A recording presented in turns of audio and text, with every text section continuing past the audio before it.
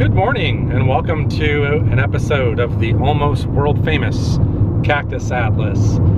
Today I'm on my way to the Valley of Fire State Park in Nevada, trying to get a campsite during peak season. Today is a Wednesday. It is 7:45 a.m. approximately. I was told to arrive before 9 a.m. to increase my chances of getting a campsite. So we're on our way to find out if it's doable. So if you want to find out, stick around and let's go find out together. And I made it, and I claimed my site. I can't believe I did it. It's peak season and I had to get up here early, but I did make it. So I'm just taking a quick minute to reflect. I actually got a campsite here at the Valley of Fire State Park, and boy, is it something special. This is gonna be one of the most epic camping trips I've had yet, I have a feeling. So the two campgrounds here at Valley of Fire are first come, first serve only. They do not take reservations, so you do have to take a risk coming up here. I paid the price yesterday. I drove from Phoenix up here on a Tuesday thinking, oh, I'll get in, no problem, it's the middle of the week. Well, got here about 1:30, 2 o'clock, and the place was already full. They let me come back here and look regardless, just to maybe satisfy my curiosity. I didn't push them out or anything like that. But yeah, you want to be careful and you want to try to get here as early in the morning as possible when other folks are packing up and leaving. So as usual, the very first order of business is to give you a quick tour of my campsite here, site number 6. So, as is standard with most of the sites I've seen so far, you have your little driveway to park your car or RV, and you'll have a tent pad, a designated spot to set up your tent. And you can see I didn't really necessarily choose, but I did follow the rules and put my tent here in this tent pad, which is slightly too small for my tent. My tent is a 10 by 10, so you can kind of see that it's overflowing on that side. I also had to get creative a couple times with the way I staked in things because this ground has some really hard material inside of it, rocks, and there were some spots that I could not stake into no matter how hard I tried. Started bending some of my thicker tent stakes. In fact, all of the sites have that awning on top of the table, which is so nice, especially because you're in the desert. This is a warmer location, so having that shade is essential. So that is such a cool touch that they added here at this campsite. And another thing that every campsite has is an elevated fire ring for ground fires. Not only that, they do have the grills attached to the fire ring. And if that wasn't enough, you also get a stand-up grill in addition to the fire ring. That is so awesome. Now, another thing I noticed, they're pretty generous with the water spigots here. I don't know if each site gets their own. I'll have to go investigate that, but I certainly get my own. So right there's my tent, and there's drinkable water. And here's just another view for you of campsite. Turn this way, rock formations. So amazing. And you can actually see right there are the toilets for this campground. And I believe they are not flushing toilets. This is what's known as dry camping. They don't have any running water facilities here, although they do have another campground here called the Atlatl campground that has way more amenities. So this is cool. Once again, my campsite climbed up here, and there's like a little cave or grotto back here. You see that? That is amazing. Oh, and lots of graffiti, unfortunately. This is really cool though. I don't know how many people know this is tucked away in here. You can take a nice nap in here. It's actually not cool, but you're in the shade, so that does give you some coolness. You know, bring something in here. It'd be kind of cool just to set up a sleeping bag in here, in fact. I'm gonna kind of go out on a limb early on here and say that the uniqueness factor, the beauty of this campground and how they just wove it into the rocks is something amazing. Probably one of the coolest campgrounds I've seen yet on all of my journeys. So neat. So it is peak season here at Valley of Fire. I'm out here towards the end of October. This does get really hot here in the summer, so I don't think a lot of people like to camp or come visit in the warmer weather. And then later on in the winter, it starts to get a lot colder too. So right now, fall and spring are supposed to be the busiest times here, which explains why the campsites were all full yesterday when I tried to get one. All right, now that I'm all situated and the campsite is set up, ready to go, let's go explore the rest of the campground. So here's how it works. If you want to camp here, you can't make any reservations. It's completely first come, first serve. You have to come to the actual park and find yourself a campsite. First thing, head straight to a campsite.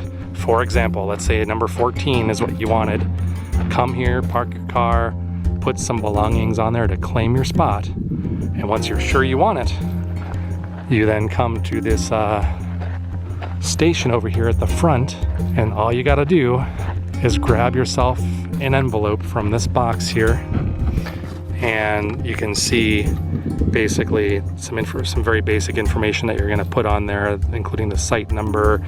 You're going to put your money in there, so either a check or cash should work, and then however many days you want to stay here for, pay up, and when you're done, stick it here in the top. Oh, before you do that though, it's really important. Put down your departure date here on this hang tag for your car, and then there's a smaller receipt that you can rip off. It says you can carry it with you or attach it to the clip on your tent post for your site number, which is what I've done. And you can see the fee is $20 per vehicle per night. There's one other good thing to know is that when you come into the park, there's a $10 fee, so you do get to apply that $10 fee towards your camping fee. And right when you come in here, you might be inclined to rush because depending on what time you get here, campsites go quickly. For whatever reason today, it's a Wednesday, middle of the week, even though it is peak season and it was full yesterday, plenty of availability. I see 1, 2, 3, 4, 5, and 6 sites right here in the front, and I know there's many more better spots in the back. No, I wouldn't say there are any bad sites here. It's just that some of them, like this one's not bad because you do have this backdrop, but it is very close to the front. You probably get a lot of traffic through here, and then you've got a lot of people here in front of you, and there are much more secluded spots than that, believe me. So go explore. And then straight across the way is Site 4, and you can see what I mean. I mean, if you wanted to stay here and you didn't have a choice and you took one of those centrally located sites, I think you're going to be happy because of the surroundings, but it's nothing compared to some of the other sites here. So you know, I would not want to stay in Site 4 or that site over there unless I absolutely had to, and it was all that was left. So it looks like here's your waste receptacles at the campground rather. I don't see any recycling here, so I think everything just gets tossed. And here is a closer look at the restroom building. You have vault toilets. It isn't as nice as having flush toilets for sure, but overall, yeah, this will do just fine. However, the Atlatl campground does have full flushing toilets, showers, just full facilities with running water. So if this isn't your thing, then you might want to check into the Atlatl campground. I'm assuming I have access to those facilities also if I make my way over there. I don't know why they wouldn't let me use them. So you can kind of just keep that in the back of your mind. And here's another site that just became vacant right now. They just left, and there's no receipt left on here. Site 16. So you could see my site with a red car over there. That's Site 6, and then it changes to 15, and then here's 16. And here's another, you know, beautiful site up against these sandstone cliffs. The thing I really like about Sites 6, 15, and 16 here is the fact that they're nestled up against these cliffs here for complete privacy here in the back. And they all have nicely overgrown shrub areas here to nicely divide the sites, and this site has those big boulders too for that added privacy. So even though they're kind of close together, you still really get some pretty nice privacy compared to other campgrounds I've been to. And maybe if you were camping as a group with a couple people, these 3 sites would be really nice if you can get them, because they're all kind of adjoined by little trails here that cut through to each site. Now I'm pleased with my site choice, and I was kind of in a rush. I didn't drive around here because I was panicking and saying, oh, I'm not gonna get a spot. But look at this. This site looks amazing. Right up against that awesome rock formation. And if you were at this campsite, I mean, this is the view that you get, this absolutely beautiful, beautiful view. We'll hop on in here into site 18 and I'll show you what I mean.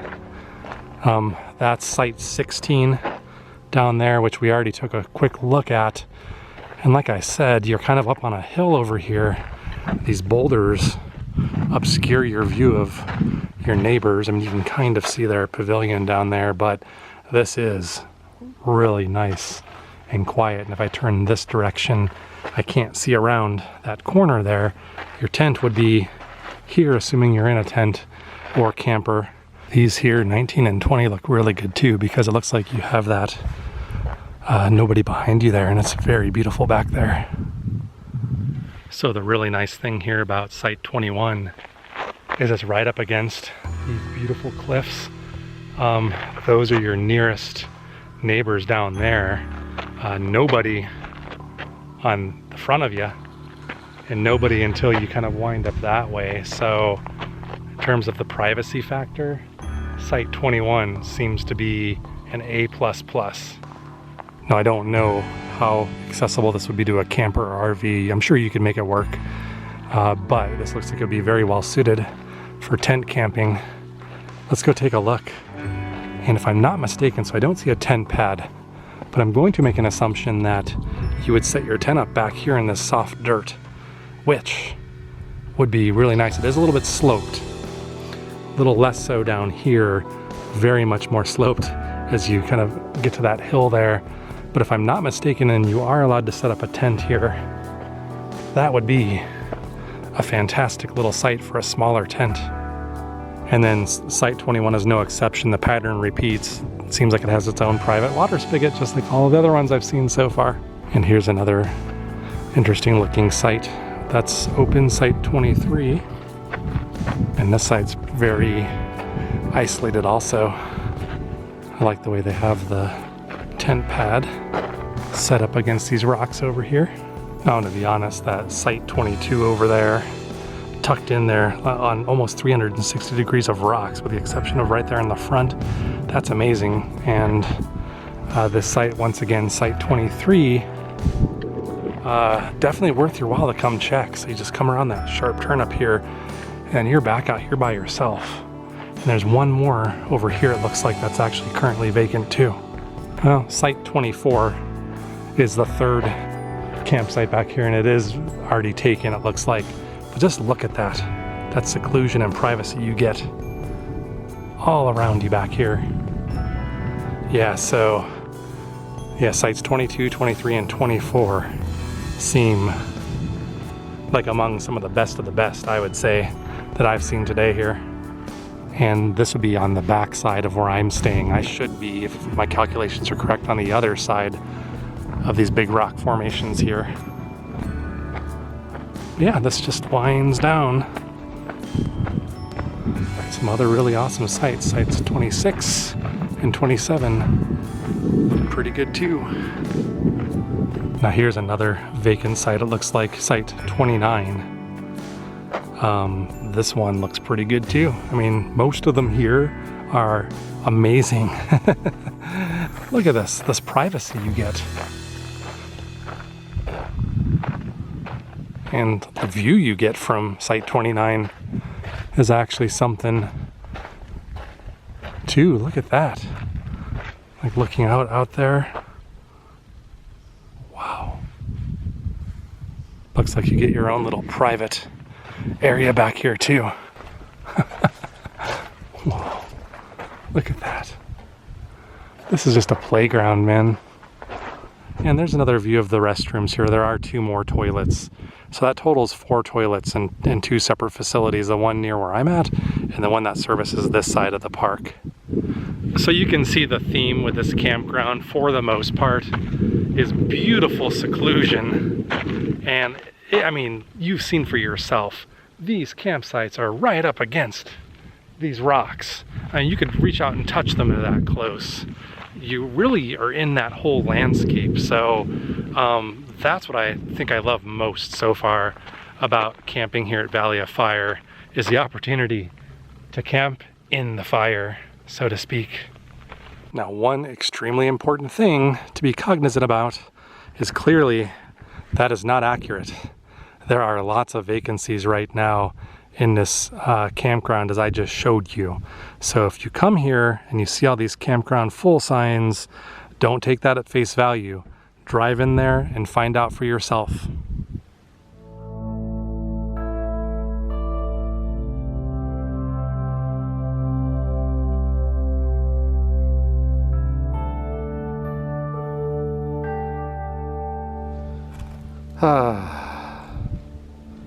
I'm just taking a quick break from all of my adventuring around this park. Propped my feet up on the sandstone here. Makes a perfect footrest. And I am properly chilling right now. Alright, well, I'm settling in for the night. I got a fire going. I'm about to make my dinner. And then I'm probably going to sit out, put the fire out, and just enjoy the sky. You can see the Milky Way clearly from this campsite. So I also had to make a run out to the nearby town of Overton, which is about 16 miles or so from my campsite, my campground, and had to buy some ice and some other stuff. They have a Lynn's, which I believe is a grocery store chain, so pretty much a full grocery store in that town. I saw like a Family Dollar, I saw McDonald's, a couple saloons, some other stuff. So it is a kind of a small farming community, I think, out here, but you have all the modern convenience you need, but you do have to drive a little bit to get to it, but not terribly far. Also, while I'm on the subject of convenience, internet and cellular service, it's not very good here. Pretty much when I drive out to Overton to do something, I'll get a strong signal there and I can make phone calls, do whatever I want to do, but once I'm in the park, it's rare that I get any service at all. I got a little bit though here at the campground, at the Arch Rock Campground. I was able to squeeze off a couple text messages here and there to my wife just to kind of give her the gist of my plan, since I was kind of winging it on this one. So it is possible, but it is very spotty and usually no service at all.